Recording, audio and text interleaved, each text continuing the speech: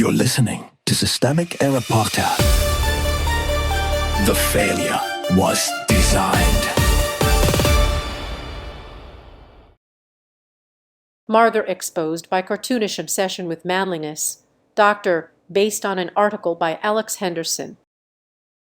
The Army as a masculinity prop. Testosterone as theater. Donald Trump and Defense Secretary Pete Hegseth are not correcting a military problem. They are staging one. Hegseth's announcement that U.S. troops will be tested for testosterone levels is the latest piece of MAGA gender panic dressed up as policy. The source material points to the core fact: this is not about readiness, but about performing dominance for an audience trained to confuse swagger with strength. Who actually has power? The people with institutional authority here are Trump and Hegseth. They control the levers, set the tone, and decide which fantasies get translated into state action. That matters because the story is not about some fringe pundit muttering into a microphone. It is about top officials using the military to broadcast their insecurity as if it were command. When the Pentagon becomes a stage for grievance politics, the problem is not confusion. The problem is power-choosing spectacle. Science was never the point.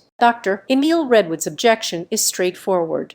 Testosterone is not a useful proxy for military readiness. It should end the conversation if the goal were competence. But competence is not the goal here. The goal is ritual. Hegseth's announcement treats masculinity as a measurable asset and science as a decorative afterthought. The point is to signal who belongs in MAGA fantasy of the armed forces, not to improve the armed forces. Weakness masquerading as strength, the article gets closest to the truth when it notes the overcompensation. This kind of masculinity politics is not confidence. It is anxiety with a flag pinned to it. The tattoos, trucks, insults, and juvenile manhood performances are not incidental. They are the branding of a movement that cannot govern on substance, so it keeps trying to win by looking hard. That is why the theatrics matter.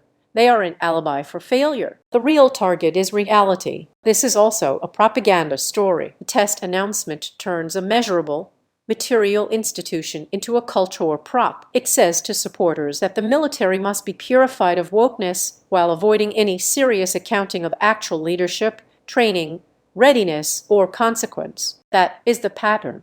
When authoritarian politics cannot justify itself through results, it substitutes ritual humiliation and pseudoscientific symbolism for governance. What this reveals: the larger lesson is not that MAGA men are insecure, though they clearly are. It is that insecure men with institutional power can do real damage when they are allowed to convert private obsession into public policy. The military should not be used to validate a brittle idea of masculinity. It should be governed by evidence, discipline, and accountability. Instead, Trump and Hegseth are using it to rehearse a politics where reality is optional, science is subordinate, and strength is just another costume. You've been listening to Systemic Error. Thanks to AlterNet for today's article, with the automated voice of LJ. Thanks for listening.